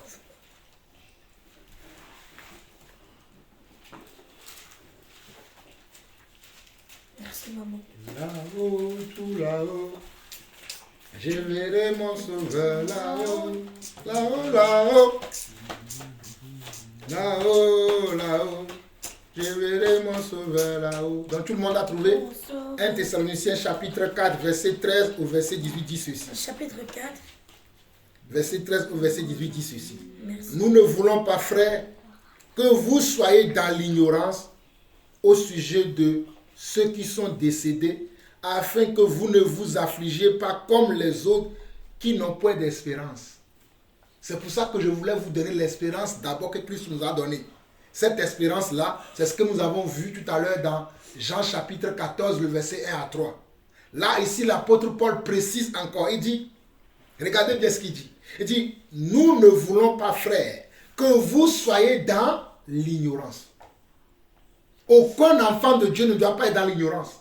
Voilà pourquoi les gens qui sont ignorants, ils sont dans les fêtes pour essayer de cacher leur ignorance. Mais nous ne sommes pas, nous, dans l'ignorance. Nous avons la connaissance. Nous connaissons celui qui nous a appelés. On peut nous traiter d'orgueilleux, nous l'acceptons. Moi, j'accepte maintenant qu'on m'appelle d'orgueilleux. Je connais le Seigneur que je sais. Je ne sais pas un homme, je sais le Dieu Tout-Puissant. Il m'a ouvert les yeux afin que je puisse le connaître. De tout, je puisse connaître tout de lui et je le connais. On peut blaguer les gens, mais blaguer Jean-Paul Lawson, tu peux pas. No way, comme disent les Anglais. Donc on continue. Verset 14. Car, regardez bien, il dit verset, car si nous croyons que Jésus-Christ est mort et qu'il est ressuscité, croyons aussi que Dieu ramènera par Jésus et avec lui ceux qui sont décédés. Ceux qui sont décédés, Dieu va faire quoi? Dieu va les ramener aussi à la vie. Voilà pourquoi nous croyons En Dieu. comment? Nous croyons à la rencontre, à notre rencontre avec le Seigneur. Je continue, vous allez comprendre. Verset 15. Voici en effet ce que nous déclarons d'après la parole du Seigneur. Ce que nous déclarons, est-ce que c'est notre propre parole? Non. C'est la parole de qui? De Dieu. Écoutez. D'après la parole du Seigneur. Nous les vivants, restés pour l'avènement du Seigneur, nous ne dévancerons pas ceux qui sont décédés. Nous les vivants là, nous qui sommes là, nous sommes vivants, non? Paul dit que nous ne dévancerons pas ceux qui sont décédés. C'est-à-dire ceux qui sont morts dans le Seigneur. Ceux qui ont crié au Seigneur, mais ils sont morts. Peut-être qu'ils sont morts d'un cancer. Peut-être ils ont fait un accident, ils sont morts. Peut-être ils sont morts naturellement comme ça. Ils n'ont pas eu aucun problème de santé, mais ils sont morts. Mais ils sont morts en étant dans la foi, en étant dans le Seigneur. Mais ils sont quand même morts. Mais Paul dit que nous ne les dévancerons pas. Il continue. Verset 16, il dit, car le Seigneur lui-même a un signal donné à la voix d'un archange et au son de la trompette de Dieu descendra du ciel et les morts en Christ ressusciteront premièrement. Donc lorsque la voix retentissante de l'ange, c'est ce qu'on appelle ici l'archange, va être donnée, les morts en Christ ressusciteront premièrement. C'est-à-dire mon grand-père, Daniel Lawson, s'il est mort dans la foi, quand la trompette va sonner, il va se réveiller. Votre arrière-grand-père, Simon Tchenche, va se réveiller s'il était dans la foi. Notre arrière-grand-père vont se réveiller. Abraham va se réveiller. Ah oui. Étienne, qu'on a lapidé, va se réveiller. Parce qu'ils sont morts en Christ. Amen. Amen. Amen. Ok. Verset 17. Ensuite, nous les vivants, les morts en Christ, c'est eux qui vont se ressusciter premièrement. Mais ensuite, nous les vivants, qui seront restés, nous serons tous ensemble enlevés avec eux sur les nuées à la rencontre du Seigneur dans les airs et ainsi plutôt, regardez, et ainsi nous serons toujours avec le Seigneur. Nous serons toujours avec qui? Le Seigneur. Donc quand le signal va être donné, les morts en Christ ressusciteront comment? Premièrement. Est-ce que vous comprenez tout ça? Quand le signal de l'ange va être donné, les morts en Christ ressusciteront premièrement. Et nous qui sommes les saints, qui resterons vivants à ce moment-là, nous aussi, et les morts en Christ qui sont ressuscités, nous irons à la rencontre de qui? De Dieu. De Dieu dans les airs, et ainsi nous serons avec lui éternellement. Et regardez le verset 16, il dit quoi? Verset 18 plutôt, il dit quoi? Il dit quoi? Consolez-vous donc les uns les autres par ces paroles. Donc notre parole de consolation, ce n'est pas notre compte en banque. Notre parole de consolation, ce n'est pas notre sport. Que tu aies perdu le match ou que tu as gagné, ça c'est les choses de la terre. Je parle à quelqu'un ici. Que tu as perdu le match ou tu as gagné, ça c'est les choses de la terre. Mais ta parole de consolation, c'est que tu vas aller à la rencontre du Seigneur pour rester éternellement avec lui. Voilà pourquoi j'ai chanté tout à l'heure. Je verrai Jésus-Christ là-haut, là-haut. Je verrai Jésus-Christ là-haut, là-haut. Là-haut, là-haut. Je verrai Jésus-Christ là-haut. Mon sauveur va me préparer un lieu. Je verrai Jésus-Christ là-haut. Mon sauveur va me préparer un lieu. Je verrai Jésus-Christ là-haut. Donc vous voyez, donc c'est avec ces paroles-là que nous devons nous consoler. C'est pourquoi nous ne fêtons plus Yom Kippur, la fête des temples, la fête des tabernacles, Pâques, Pentecôte, et tout ça là. Nous ne sommes plus dans ça. Nous nous attendons une seule chose, le retour de notre Seigneur pour être éternellement avec lui. Est-ce que vous croyez ça vraiment? Si vous croyez vraiment, allons dans Apocalypse 19. Vous allez voir ça encore dans Apocalypse 19. C'est vers le début. Apocalypse, c'est vers la fin de la Bible. C'est tout chapitre de la Bible. Apocalypse 19, on va lire du verset 1 à 9. Apocalypse 19, verset 1 à 9. Je ne sais pas si chez moi c'est la même chose. Ouais, c'est la même chose. C'est ça ce qu'on appelle les noces de l'agneau. Le retour du Seigneur, c'est ce qu'on appelle encore les noces de l'agneau. Apocalypse 19, verset 1 à 9. Apocalypse 19, verset 1 à 9. Et je dirais à maman de lire rapidement pour nous. Ok. Apocalypse 19, verset 1 à 9. Ou David peut lire. Qui veut? Celui qui veut, il peut lire. Moi. David, Emmanuel, vas-y, lis fort. Après cela, j'entendis dans le ciel comme la voix forte d'une foule nombreuse qui disait « Alléluia, le salut, la gloire et la puissance sont à notre Dieu, parce que ses jugements sont véritables et justes, car il a jugé la grande prostituée qui corrompait la terre par sa débauche, et il a vengé le sang de ses serviteurs en le redemandant de sa main. Et ils dirent une seconde fois, Alléluia, et sa fumée monte aussi au siècle des siècles. Et les 24 vieillards et les 4 êtres vivants se prosternèrent et adorèrent Dieu assis sur le trône en disant Amen, Alléluia. Et une voix sortit du trône disant Louez l'autre Dieu, vous tous ses serviteurs, vous qui le craignez, petits et grands.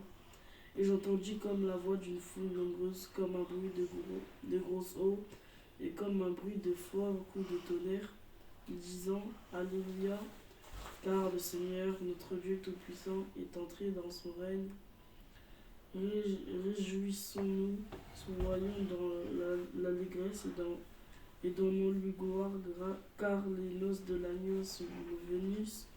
Son épouse s'est préparée et lui a donné de se revêtir d'un fin lin éclatant pur, car le fin lin, ce sont les œuvres justes des saints.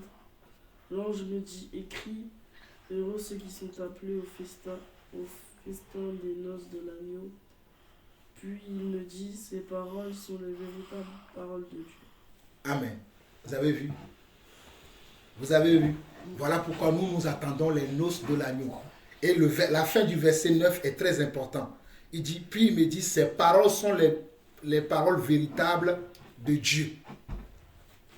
Mais je vais relire pour que vous puissiez comprendre. Regardez bien.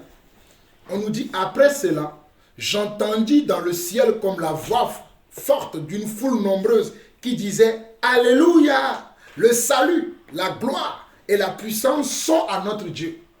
Le salut, c'est à qui? C'est à notre Dieu. La gloire, c'est à qui? C'est à notre Dieu.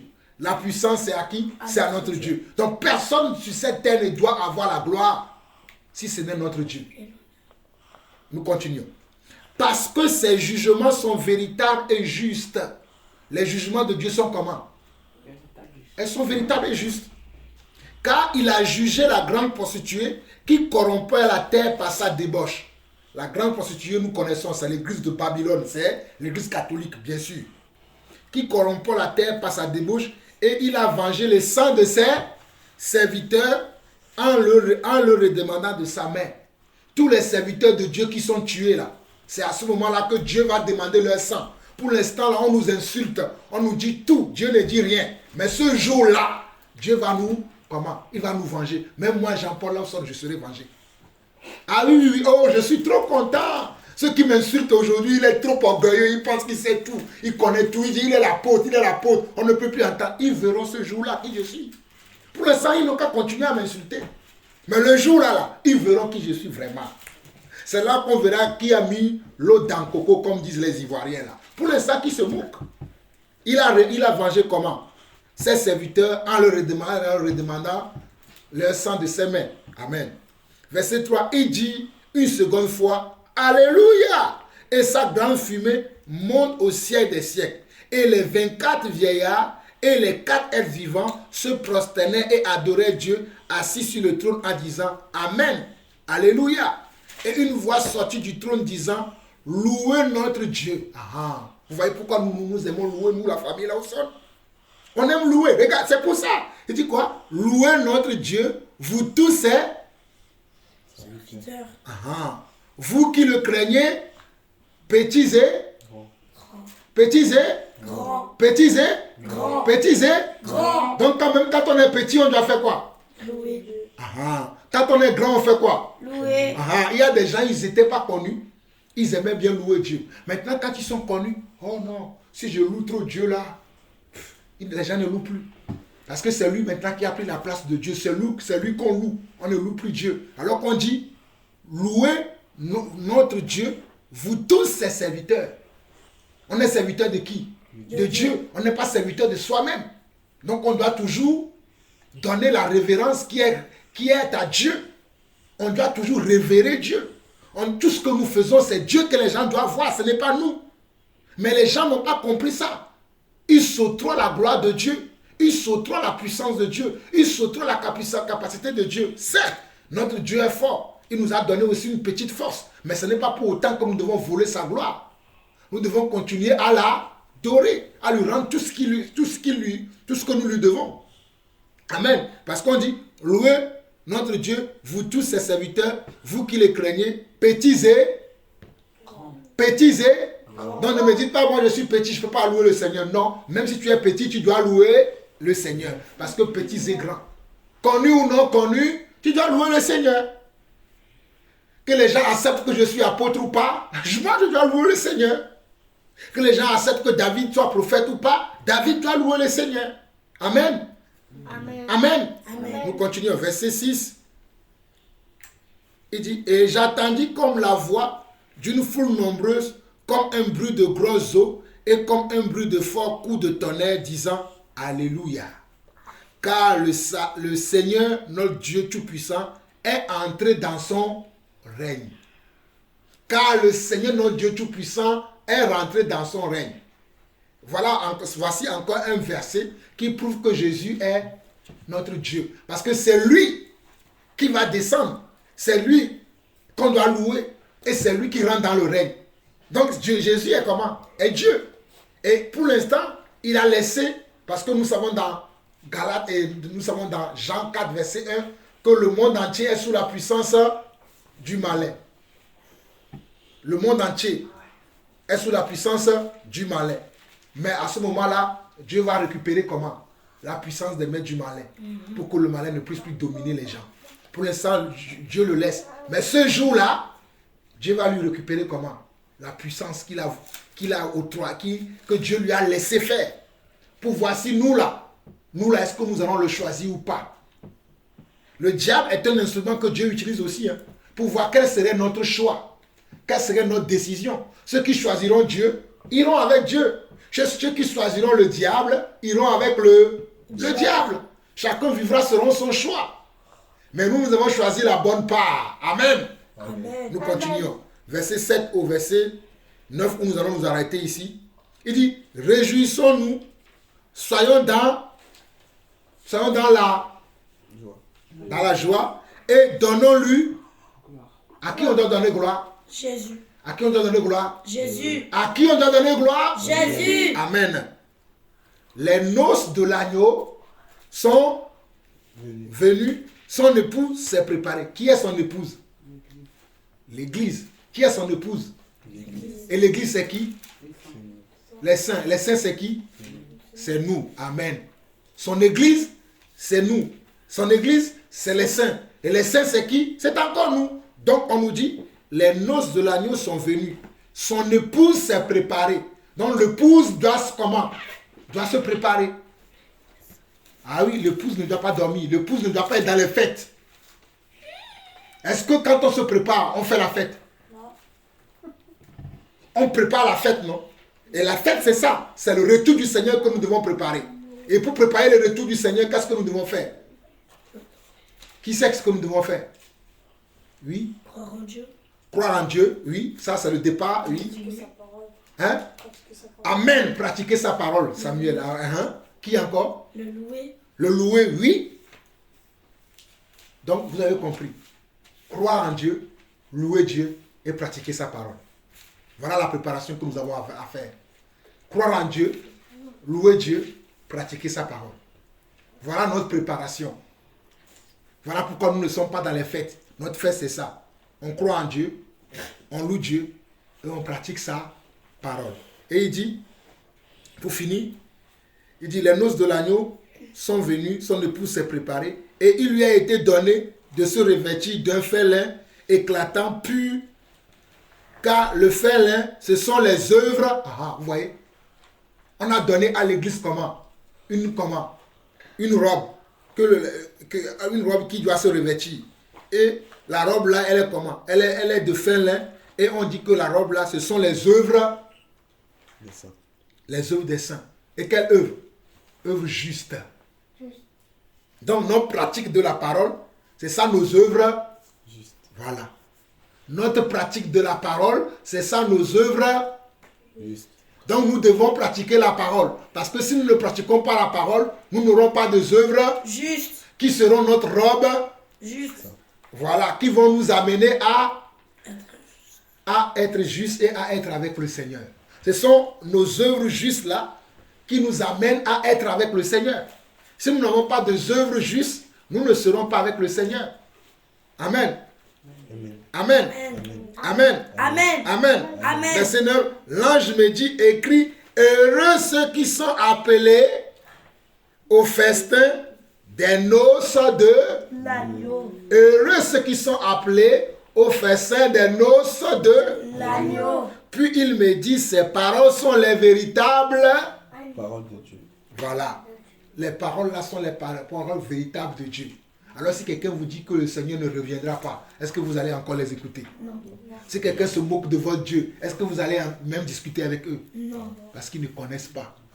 Osée 4, 6. Mon peuple périt parce qu'il lui manque de la connaissance, parce qu'il refuse la connaissance. Osée 4, 6. Ma soeur Elishiva, lis-nous ça rapidement. Osée 4, 6. Il y a même des chrétiens qui ne connaissent pas ce que nous lisons là. Osée 4, 6. Lisons ça. Osée 4, 6. Osée 4, 6. C'est l'Ancien Testament.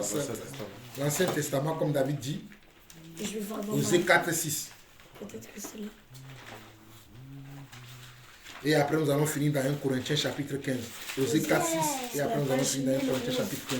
Page 1011. Osée 4, 6. Mon peuple périt, mon peuple est détruit par manque de connaissance, comme vous avez rejeté la connaissance. Je vous rejetterai aussi, et vous ne serez plus mes Cohen, donc mes serviteurs. Comme vous avez oublié la Torah de notre Dieu, j'oublierai aussi vos enfants. Amen. Vous avez vu, Osée 4, 6 dit que mon peuple est détruit parce qu'il lui manque la connaissance. Et parce que vous avez rejeté la connaissance. Souvent, les gens utilisent cette partie-là, ils utilisent ce verset, ils utilisent que la première phrase. Ils disent que Osée 4, 6, mon peuple est détruit parce qu'il lui manque de la connaissance. Non, parce que il lui manque de la connaissance parce qu'eux-mêmes, ils ont rejeté cette connaissance-là. Cette connaissance, c'est nous, les vrais serviteurs de Dieu. Nous, les vrais enfants de Dieu, qui transmettons cette connaissance-là. Mais il y a des gens qui ne veulent pas accepter cette connaissance-là. Ils refusent, oh, moi c'est Jean-Paul là que moi je vais écouter. Je suis tellement tombé bas que c'est ce monsieur-là qui raconte des balivernes là que moi je vais écouter. Mais sauf que mes balivernes sont de la vérité. Et ces vérités-là m'ont sauvé moi-même. Font que je garde mes pieds sur terre. Relis David dans ta version, Osée 4, 6 là. Relis rapidement. Mon peuple est détruit parce qu'il lui manque la connaissance. Puisque tu as rejeté la connaissance, je te rejetterai et tu seras dépouillé de mon sacerdoce. Amen. Attends. Osée 4, 6, il dit, mon peuple est détruit parce qu'il lui manque de la connaissance. Et puisque tu as rejeté la connaissance, moi aussi je ferai quoi? Je te rejetterai. Puisque les hommes ont rejeté la connaissance, Dieu aussi les rejettera. Parce que Dieu, c'est la connaissance aussi. Est-ce que vous avez cette façon-là de voir les choses? Dieu aussi, c'est de la connaissance. Et Dieu veut que tu sois dans la connaissance. Mais toi, tu dis, je ne veux pas. Je ne veux pas de cette connaissance. Ou bien quand on partage cette connaissance-là, tu dis, la manière dont on la partage, toi, ça ne te plaît pas. Vous voyez? Souvent, je vois des gens utiliser ce verset, ils lisent que la première phrase. Oh, mon peuple est détruit parce qu'il lui manque de la connaissance. Mais pourquoi il le manque à la connaissance au peuple? Parce que le peuple a rejeté la connaissance. Quand on partage la connaissance, le peuple ne veut pas. Il y a des frères et sœurs, quand je partage les enseignements, pourquoi je me tue à enregistrer nos cultes? C'est pour que tout le monde soit en connaissance de ce que nous connaissons. Moi, je connais déjà. Il y a certains frères et sœurs aussi qui connaissent déjà. Mais il y a certains qui ne connaissent pas.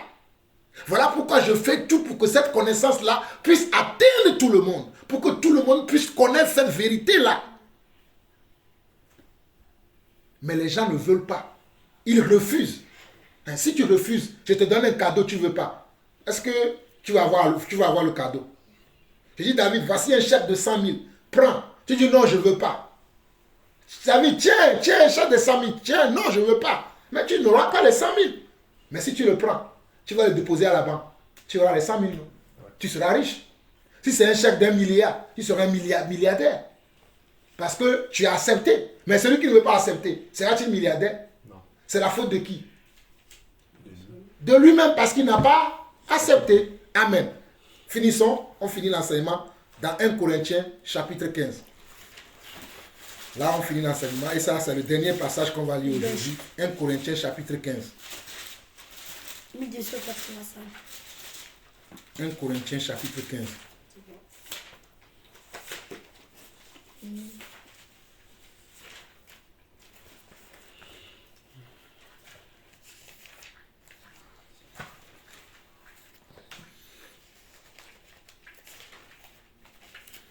« 1 Corinthiens chapitre 15. Chapitre 15.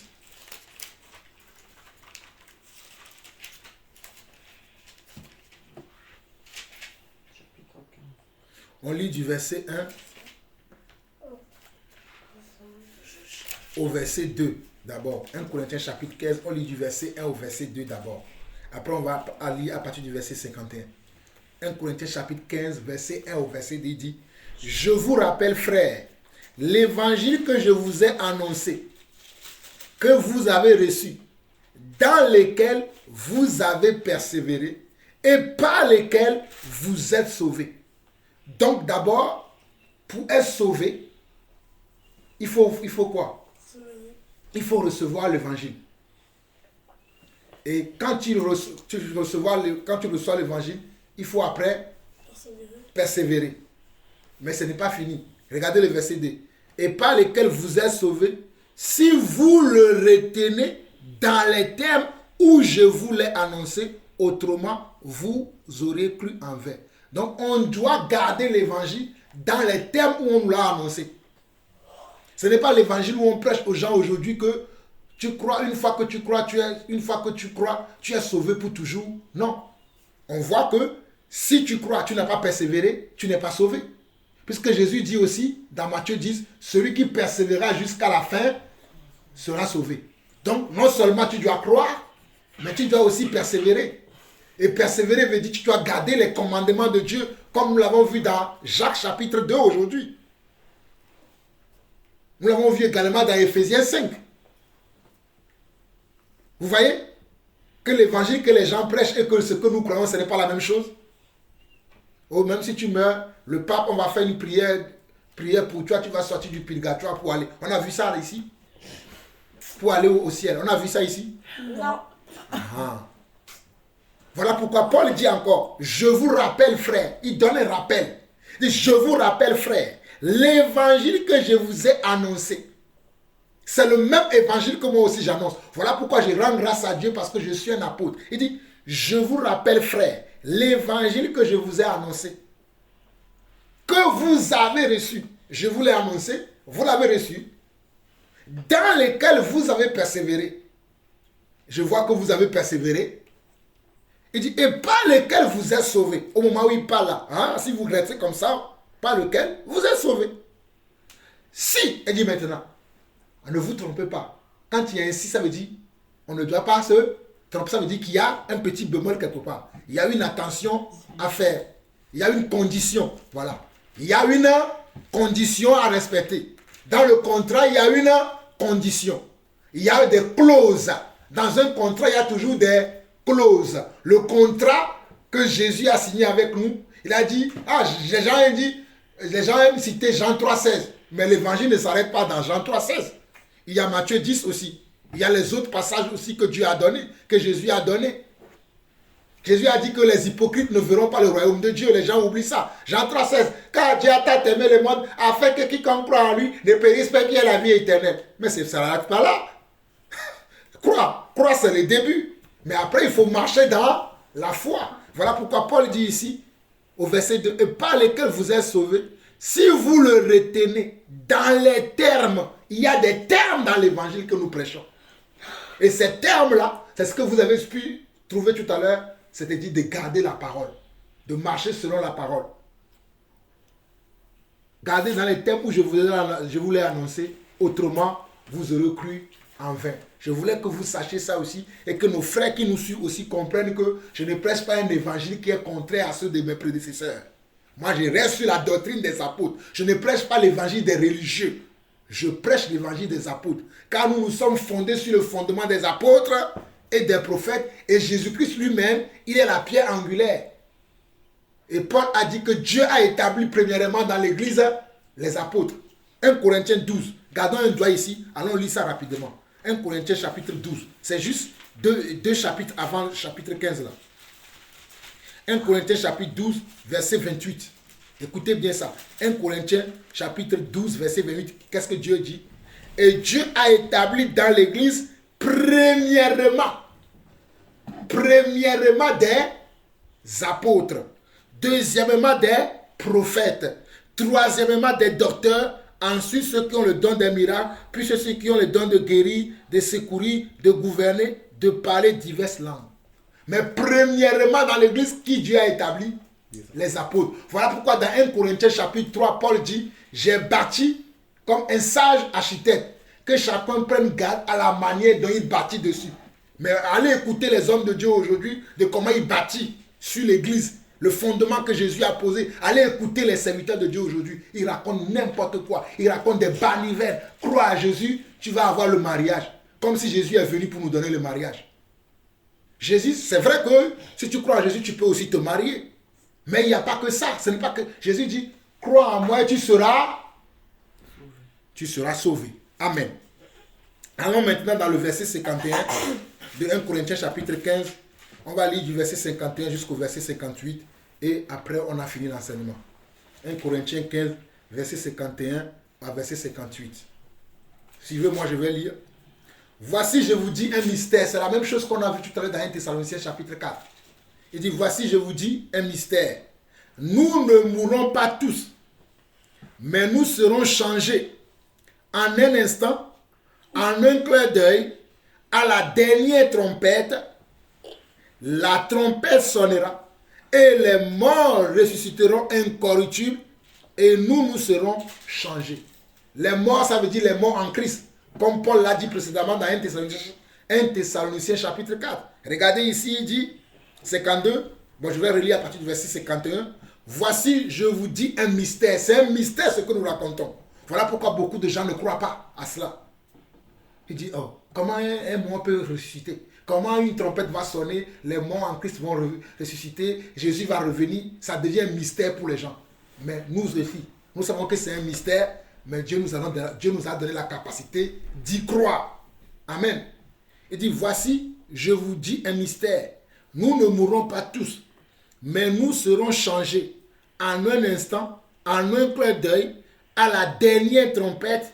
La trompette sonnera et les morts ressusciteront incorruptibles et nous serons changés, car il faut que ce corps corruptible revête l'incorruptibilité et que ce corps mortel revête l'immortalité.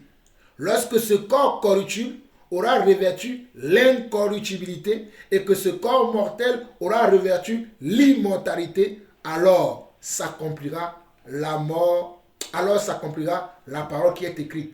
La mort a été engloutie dans la victoire. Ô mort, où est ta victoire? Ô mort, où est ton aiguillon? L'aiguillon de la mort, c'est le péché. Et la puissance du péché, c'est la loi. Verset 52, 57 plutôt. Mais grâce soit rendue à Dieu qui nous a donné la victoire par qui? Par notre Seigneur Jésus-Christ. Verset 58. Ainsi mes frères bien-aimés, soyez fermes. Regardez ce que Paul dit. Ainsi mes frères bien-aimés, soyez légers, soyez étourdis, soyez dans la distraction. Non. Qu'est-ce qu'il dit? Soyez fermes. Voilà pourquoi je suis ferme dans mon enseignement. Je ne rigole pas avec les choses de Dieu. Moi, je ne rigole pas. Quand les gens rigolent, je quitte les gens qui blaguent avec les choses de Dieu. Il dit quoi? Soyez fermes. Regardez bien. Inébranlable. On doit être branlable? Non. On doit être touchable? Non. On doit être... on doit avoir peur des gens? Non. Regarde, il dit, soyez comment? Inébranlable. Regardez encore la phrase qui suit. Travaillant de mieux en mieux à l'œuvre du Seigneur. On n'a pas dit travaillant en régressant. Mais on doit aller en progressant. On doit travailler en progressant et non en régressant. Mais quand je vois l'état de l'église aujourd'hui, l'église régresse. On se moque de nous les enfants de Dieu aujourd'hui. À cause de qui? À cause des chrétiens. Voilà pourquoi moi je ne suis pas un chrétien. Je suis un disciple du Christ. Je ne suis pas un chrétien moi. Les chrétiens, c'est eux qui font de la pagaille dans l'église. Ils font le ndombolo chrétien, le zouk chrétien, le jazz chrétien. Tout est chrétien pour eux maintenant. Ils font n'importe quoi avec la musique. Ils font n'importe quoi avec la louange. Ils font n'importe quoi avec les danses. On dit, oh non, c'est chrétien, c'est chrétien. On fait tout ce qu'on veut, on met juste le nom de Jésus dedans. Non. Paul a dit quoi? Verset 58 de 1 Corinthiens 15. Ainsi, mes frères bien-aimés, soyez fermes. Moi, dans mon église, on ne fait pas des choses comme ça. Tu viens prier avec le frère Jean-Paul Ausson, tu respectes la parole. Tu ne veux pas respecter la parole, je te mets dehors. Ah oui, moi, je ne rigole pas. Si tu ne veux pas être sérieux dans ce que tu fais, ne me cherche pas. Moi, je suis sérieux dans mes pratiques. Je sais ce que je fais parce qu'il est écrit que je dois être ferme, inébranlable, travaillant de comment? De mieux en mieux, à l'œuvre du Seigneur. C'est mon œuvre? Non. C'est l'œuvre de qui? Du Seigneur. Donc je dois faire ce que Dieu me dit. Voilà. Je dois faire ce que Dieu te dit. Voilà. Je ne fais pas ce que les gens attendent Toi. de moi. Ah, voilà. Amen. Shalom. Je ne fais pas ce que les gens attendent de moi. C'est l'œuvre de Dieu. Ma mère rigole. Mais c'est la vérité. C'est l'œuvre de Dieu. Est-ce que c'est mon œuvre? Les gens veulent qu'on fasse leur volonté. Mais c'est l'œuvre de Dieu. Sachant que votre travail ne sera pas vain dans le Seigneur. Amen. Amen. Vous avez compris? Amen. Amen. Amen. Amen. Qui peut prier pour nous? On va finir, après on fait la question. Qui peut prier pour nous? Après on va faire la question après. Ok.